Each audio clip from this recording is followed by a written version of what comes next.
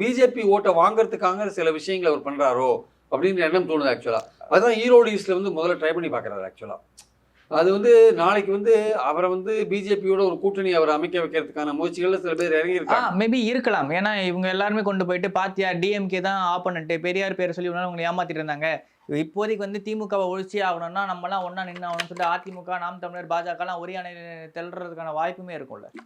இவங்க இப்படி ஃபுல்லா ஃப்ரேம் பண்றது இவங்க கடைசியா போய் இப்படி தான் நிறுத்தும். எல்லா ஜாதிய கட்சிகளும், மதவாத கட்சிகளும், தேசிய கட்சிகளும் ஒண்ணா போய் நிக்கிற மாதிரி தான் போய் நிற்கும். அதான் அந்த மாதிரியான ஒரு பிளான் பண்றாங்க ஆக்சுவலா. பட் அது வந்து எடுபடாது. ஏன்னா உங்களுக்கு வந்து சீமானை பத்தி பேசும்போது பாஜக வெளிப்படையா என்ன சொல்றாங்க, அவர் வந்து ஒரு பிரிவினைவாத சக்தி அப்படின்ற மாதிரி தான் பேசுறாங்க. பிரிவினைவாத சக்தின்னு தான் சீமானை பேசுறாங்க. ஸோ சீமானோட எல்லா விஷயத்தையும் வந்து பாஜக ஒத்துக்கிறதுக்கான வாய்ப்பு இல்லை. ஆனால் அந்த மாதிரி பேசின எல்லா கட்சியோடும் பாஜக கூட்டணி வச்சிருக்கு. அதை நம்ம முக்கியமா இதே மாதிரி பேசின சிவசேனா போன்ற கட்சிகளாகட்டும் பல சிவசேனாக்கு கொஞ்சம் இந்துத்துவ ஒற்றுமை இருக்கிறதுனால வச்சிருப்பாங்க. இவரு இப்போ ஓரளவுக்கு வந்துட்டார்ல, முப்பாட்டன் முருகன்ல இருந்து எல்லா சார்ந்த அதாங்க. இப்போ முருகன் வந்துட்டாரு. அப்புறம் அந்த பிராமண எதிர்ப்புன்றது கிடையாது சுத்தமா. ஸோ இந்த மாதிரி பல விஷயங்கள் இருக்கு இல்லையா.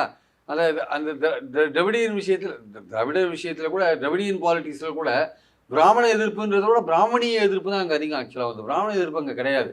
இந்த பிராமணர்களுக்கு உண்டான சில விஷயங்கள், அந்த பிராமணிய எதிர்ப்பு தான் வந்து திராவிட இயக்கத்தோட முக்கியமான விஷயமா இருந்தது.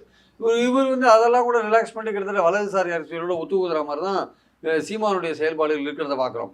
ஆனால் சீமான் வந்து பாஜகவோட சேர்ந்தாருன்னா பாஜகவுடைய இமேஜ் அடி வாங்கும், பாஜகவுடைய இமேஜ் அடி வாங்கும், சீமானோட இமேஜ் அடி வாங்கும்.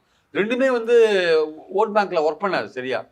ரெண்டுமே ஓட் பேங்க்ல ஒர்க் பண்ணுறதுக்கான வாய்ப்பே இல்லை. ஏன்னா தமிழ் தேசியம் என்ற ஐடியாலஜி வந்து பாஜக இன்றைக்கும் ஒத்துக்கிறதுக்கான வாய்ப்பே கிடையாது. அது ஒரு நேஷனல் பார்ட்டி, நேஷனலிசம் பேசுகிற ஒரு பார்ட்டி. தமிழ் தேசியத்தை வந்து ஒரு ரீஜனல் லெவலில் இருக்கிற தமிழ் தேசியத்தை எப்படி சார் ஒத்துப்பாங்க அவங்க? நிச்சயமா கண்டிப்பாக ஒத்துக்க மாட்டாங்க. அதனால் அவங்களுக்குள்ள ஒரு பிரச்சனை வரதுக்கான வாய்ப்புகள் இருக்குது.